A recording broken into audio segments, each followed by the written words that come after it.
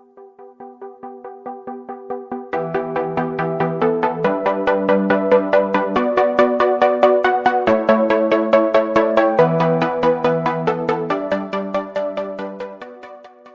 वालेकुम स्टूडेंट्स, आज के इस वीडियो में हम 9th क्लास के chemistry chapter number 8 chemical reactivity का एक टॉपिक डिस्कस कर रहे हैं जिसका नाम है comparison of physical properties of alkali and alkaline earth metal.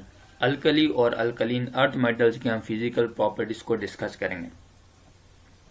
Periodic table का पहला ग्रुप अल्कली मेटल्स कहलाता है और पीरियोडिक टेबल्स का दूसरा ग्रुप अल्कलीन अर्थ मेटल्स कहलाता है। पहले ग्रुप वाले एलिमेंट्स को हम अल्कली मेटल्स कहेंगे और दूसरे ग्रुप वाले एलिमेंट्स को हम अल्कलीन अर्थ मेटल्स कहते हैं। इनकी फिजिकल प्रॉपर्टीज को हमने कंपेयर करना है। हमें पता है कि फिजिकल प्रॉपर्टीज किसी भी सब्सटेंस के मास पे डिपेंड करती हैं, उसमें मौजूद इंटरमॉलिक्यूलर फोर्सेस पे डिपेंड करती हैं और इसके साथ साथ उसके डेंसिटी पे भी डिपेंड करती हैं। लेकिन यहाँ पे हम मेटल्स को पढ़ रहे हैं तो मेटल में इंटरमॉलिक्यूलर फोर्स नहीं बल्कि एक खास किस्म की ताकत पाई जाती है, केमिकल फोर्स है जिसको हम कहते हैं मेटालिक बॉन्ड।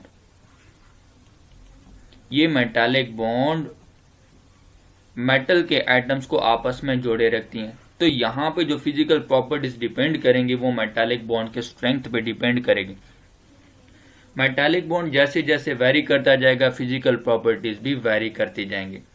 यहाँ पे जो सोडियम है ये फर्स्ट ग्रुप का एलिमेंट है, ये अल्कली मेटल्स को रिप्रेजेंट करता है और अल्कलीन अर्थ मेटल्स का जो रिप्रेजेंटेटिव एलिमेंट यहाँ पे दिए हुए हैं वो है मैग्नीशियम और कैल्शियम। मैग्नीशियम और कैल्शियम अल्कलीन अर्थ मेटल्स को रिप्रेजेंट करते हैं। हम इन तीनों का कंपैरिजन करेंगे, अल्कलीन अर्थ मेटल्स का भी आपस में भी करेंगे और इनका कंपैरिजन हम अल्कली मेटल्स के साथ भी करेंगे। फर्स्ट फिजिकल प्रॉपर्टीज है जिसको हम कहते हैं अपीयरेंस। अपीयरेंस का मतलब होता है जाहिरी शक्ल सूरत, कि जो सब्सटेंस है, जो एटम, जो एलिमेंट्स है वो आपको जाहिरी तौर पर कैसे दिखाई दे रहे हैं, किस तरह नजर आ रहे हैं, उसको हम कहते हैं अपीयरेंस। जो सोडियम है, सोडियम का जो कलर होता है जो हमें जाहिरी तौर पर दिखाई देते हैं ये सिल्वरी वाइट होते हैं और इनकी खास मेटालिक चमक होती है, उसको कहते हैं मेटालिक लस्टर। उस खास चमक को हम मेटालिक लस्टर कहते हैं। ये बहुत नरम होते हैं, वेरी सॉफ्ट होते हैं and can be cut with knife, और इसको हम छुरी से काट सकते हैं। And can be cut with knife, इसको हम छुरी से काट सकते हैं। क्यों? क्योंकि इनमें मेटालिक बॉन्ड वीक होता है। अब मैग्नीशियम आता है, मैग्नीशियम की तरफ आते हैं तो मैग्नीशियम में मेटालिक बॉन्ड स्ट्रॉन्ग हो जाती हैं। ये भी जो हमें जाहिरी तौर पर दिखाई देते हैं सिल्वरी वाइट होते हैं, ठीक है, सिल्वरी वाइट होते हैं, लेकिन ये हार्ड होते हैं, सोडियम के मुकाबले में हार्ड होते हैं एंड हार्ड। और जबकि हम कैल्शियम की बात करेंगे तो कैल्शियम जो फिजिकल तौर पर हमें दिखाई देते हैं वो सिल्वरी ग्रे होते हैं। इसकी जो अपीयरेंस है वो सिल्वरी ग्रे है और ये भी हार्ड होते हैं, फेयरली हार्ड होते हैं एंड फेयरली हार्ड। अब जो कैल्शियम है वो सिल्वरी ग्रे होते हैं और मुनासिब तौर पर या निस्बतन सख्त होते हैं, ठीक है। तो यहाँ पे जो कैल्शियम और मैग्नीशियम की बात करते हैं ये सोडियम से सख्त हैं। इसकी वजह यह क्योंकि इनमें मेटालिक बॉन्ड स्ट्रॉन्ग पाया जाता है जबकि सोडियम में मेटालिक बॉन्ड वीक होता है, इस वजह से ये सॉफ्ट होते हैं।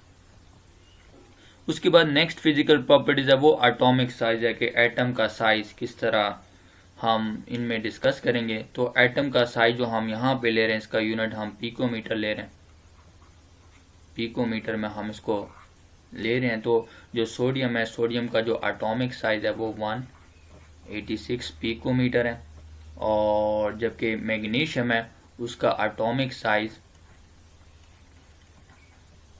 160 पिकोमीटर है। कैल्शियम का एटॉमिक साइज 197 पिकोमीटर है। इसी तरह आयोनिक साइज क्योंकि ये मेटल है और मेटल्स की प्रॉपर्टी होती है कि ये इलेक्ट्रॉन को क्या कह देते हैं, लॉस कर देते हैं, लॉस इलेक्ट्रॉन। तो इलेक्ट्रॉन लॉस करके ये क्या बनाएंगे, कैटाइन। और कैटाइन का साइज हमेशा अपने पेरेंट एटम के मुकाबले में छोटा होता है। तो जब भी कोई एलिमेंट इलेक्ट्रॉन लॉस कर देता है उसका साइज न्यूट्रल एटम के मुकाबले में छोटा हो जाता है। तो जब हम आयनिक साइज की बात करेंगे यहाँ पे ये भी हम इसको पिकोमीटर में ले रहे हैं, यूनिट इसका भी पिकोमीटर है। सोडियम आयन का साइज होता है 102 पिकोमीटर है, और जबकि मैग्नीशियम आयन का साइज होता है 72 पिकोमीटर है।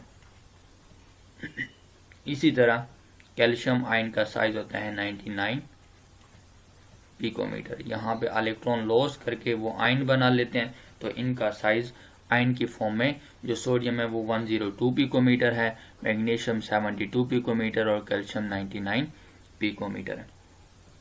उसके बाद नेक्स्ट प्रॉपर्टी है रिलेटिव डेंसिटी। रिलेटिव का लफ्ज है तो ये हम किसी के साथ कंपेयर, किसी के साथ कंपैरिजन करके ये डेंसिटी ले रहे हैं।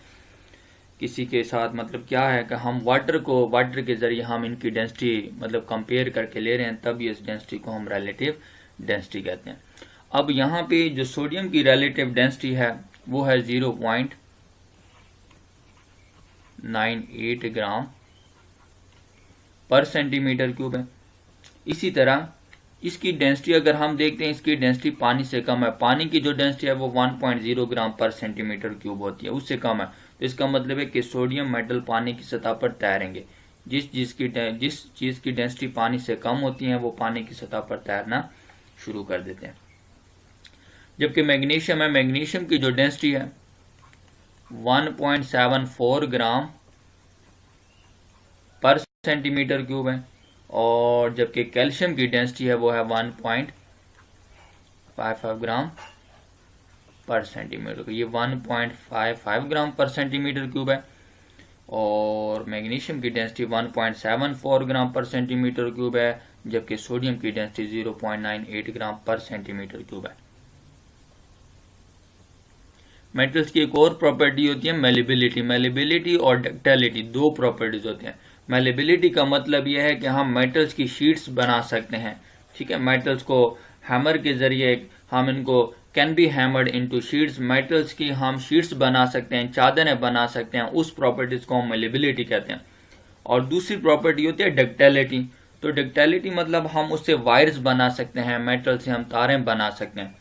तो ये तीनों ही मेटल हैं, सोडियम भी मेटल है, कैल्शियम भी मेटल और मैग्नीशियम भी मेटल है, तो तीनों के पास ये प्रॉपर्टीज मौजूद होती हैं। तो जो सोडियम है ये very malleable and ductile, very malleable and ductile, ठीक है। और इसके बाद जो मैग्नीशियम है ये भी मैलिएबल होता है, ये भी मैलिएबल है एंड डक्टाइल है। इसकी भी हम चादरें और यानी शीट्स और इसके अलावा वायर्स बना सकते हैं। डक्टाइल है, मेटल है, तो ये मेटल की प्रॉपर्टी होती है। और उसके बाद जो कैल्शियम है ये भी मैलिएबल और डक्टाइल है।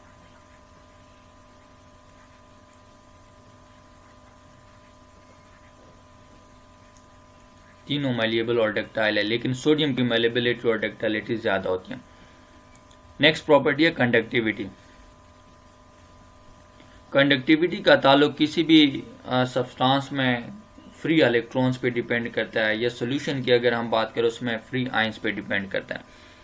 लेकिन यहाँ पे जो कंडक्टिविटी है, हमें पता है कि मेटल्स के पास फ्री इलेक्ट्रॉन मौजूद होते हैं, मोबाइल इलेक्ट्रॉन मौजूद होते हैं, तो मेटल्स इलेक्ट्रिसिटी के और हीट के गुड कंडक्टर होते हैं। तो सोडियम भी good conductor of heat and electricity है,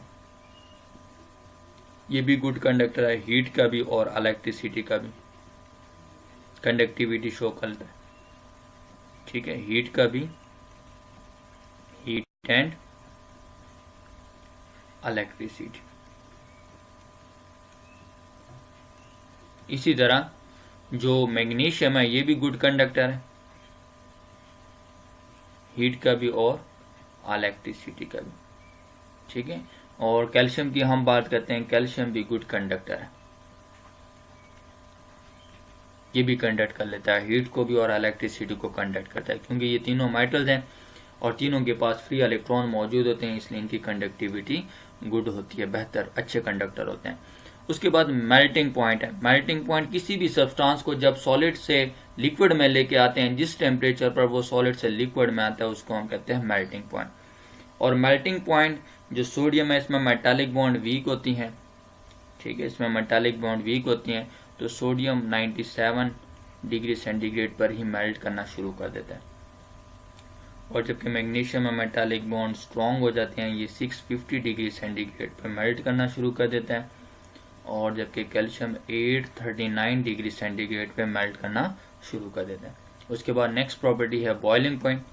बॉइलिंग पॉइंट में हम देखते हैं तो बॉइलिंग पॉइंट जब हम किसी सब्सटेंस को लिक्विड से गैस में ला रहे होते हैं, जिस सब टेम्परेचर पर वही सब्सटेंस लिक्विड से गैस में कन्वर्ट करना शुरू कर देते हैं, उस टेम्परेचर को हम कहते हैं बॉइलिंग पॉइंट। तो बॉइलिंग पॉइंट में हम लिक्विड से गैस की गैसियस स्टेट की तरफ आते हैं। सोडियम का जो बॉइलिंग पॉइंट है वो 883 डिग्री सेंटीग्रेड है। और जबकि मैग्नीशियम का है 1090 डिग्री सेंटीग्रेड है। और जबकि कैल्शियम है, कैल्शियम का जो बॉइलिंग पॉइंट है वो बॉइलिंग पॉइंट है 1484 डिग्री सेंटीग्रेड है, ये कैल्शियम का बॉइलिंग पॉइंट। उसके बाद next property ionisation energy. Ionisation energy मतलब आयंस बनाने के लिए जितनी एनर्जी चाहिए, किसी भी गैसियस आइटम के वैलेंस शेल में से इलेक्ट्रॉन निकालने के लिए जितनी एनर्जी दरकार होती है, उस एनर्जी को हम आयोनाइजेशन एनर्जी कहते हैं। ये क्या बनाते हैं, कैटाइंस बनाते हैं और इलेक्ट्रॉन लॉस करवाते हैं। तो जिसमें मेटालिक बॉन्ड, जिसमें जो वैलेंस शेल और न्यूक्लियस के बीच में फोर्स ऑफ अट्रैक्शन जितनी कम होगी, वैलेंस शेल और न्यूक्लियस के बीच में फोर्स ऑफ अट्रैक्शन जितनी कम होगी, उसकी आयोनाइजेशन एनर्जी कम होगी। और जिसमें वैलेंस शेल और न्यूक्लियस के बीच में फोर्स ऑफ अट्रैक्शन जितनी ज़्यादा होंगी, स्ट्रॉन्ग होंगी, उसकी आयोनाइजेशन एनर्जी ज़्यादा होगी। तो सोडियम में फोर्स ऑफ अट्रैक्शन कम होती है न्यूक्लियस और वैलेंस शेल्स के बीच में, इसलिए इसमें से इलेक्ट्रॉन निकालना आसान हो जाता है, तो इसकी आयोनाइजेशन एनर्जी कम होती है। वो कितनी है, 496 किलो जॉल पर मोल। और जबकि हम मैग्नीशियम की बात करते हैं, मैग्नीशियम के वैलेंस शेल में 2 इलेक्ट्रॉन होते हैं। फर्स्ट आयोनाइजेशन एनर्जी, पहला इलेक्ट्रॉन निकालेंगे उसको फर्स्ट आयोनाइजेशन एनर्जी कहेंगे, और अगर दूसरा इलेक्ट्रॉन निकाल रहे हैं उसको हम कहेंगे सेकंड आयोनाइजेशन एनर्जी। पहले इलेक्ट्रॉन निकालने के लिए जितनी एनर्जी दरकार होती है उसको कहते हैं, वो एनर्जी है 738, ठीक है, कितनी है, 738 किलो जॉल पर मोल है। दूसरा इलेक्ट्रॉन निकालने के लिए जितनी एनर्जी दरकार है वो है 1450 किलो जॉल पर मोल, 1450 किलो जॉल पर मोल। इसके बाद जो कैल्शियम है उसके पास भी 2 इलेक्ट्रॉन होते हैं। पहला इलेक्ट्रॉन निकालने के लिए फर्स्ट आयोनाइजेशन एनर्जी, दूसरा इलेक्ट्रॉन निकालने के लिए सेकंड आयोनाइजेशन एनर्जी। तो पहला इलेक्ट्रॉन निकालने के लिए हमें 590 किलो जॉल पर मोल एनर्जी दरकार होती है, और दूसरा इलेक्ट्रॉन निकालने के लिए 1145 किलो जॉल पर मोल एनर्जी दरकार होती है, ठीक है। ये इनकी आयोनाइजेशन एनर्जीज हैं कि इनके वैलेंस शेल में से इलेक्ट्रॉन निकालने के लिए कितनी एनर्जी दरकार होती है। आयोनाइजेशन एनर्जी से हमें वैलेंस शेल और न्यूक्लियस के बीच में फोर्स ऑफ अट्रैक्शन का पता चलता है कि फोर्स ऑफ अट्रैक्शन ज़्यादा है कि वीक है। आयोनाइजेशन एनर्जी अगर ज़्यादा होंगी तो वैलेंस शेल और न्यूक्लियस के बीच में फोर्स ऑफ अट्रैक्शन ज़्यादा होंगी, और अगर आयोनाइजेशन एनर्जी कम होंगी तो वैलेंस शेल और न्यूक्लियस के बीच में फोर्स ऑफ अट्रैक्शन कम होंगी। उसके बाद नेक्स्ट प्रॉपर्टी है फ्लेम इन एयर। अब जलने पर शोले का रंग क्या होता है, जलने पर इनके फ्लेम का रंग क्या होता है। तो जब हम सोडियम को जलाते हैं तो इसके जो फ्लेम का कलर आ जाता है एयर में, वो गोल्डन येलो मतलब सुनहरी पीला कलर होता है। इसका जो कलर होता है वो गोल्डन येलो है। इसी तरह जो मैग्नीशियम है, मैग्नीशियम का कलर होता है, फ्लेम का कलर वो है भड़कीला सफेद, ठीक है। भड़कीला सफेद मतलब ब्रिलियंट वाइट कलर होता है इसका,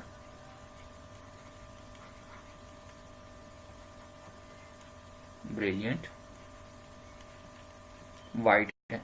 और जबकि कैल्शियम का कलर होता है ब्रिक रेड, सुर्खी माइल कलर होता है, ठीक है। ये इनके फ्लेम का कलर होता है। ये हमने फिजिकल प्रॉपर्टीज डिस्कस कर ली हैं।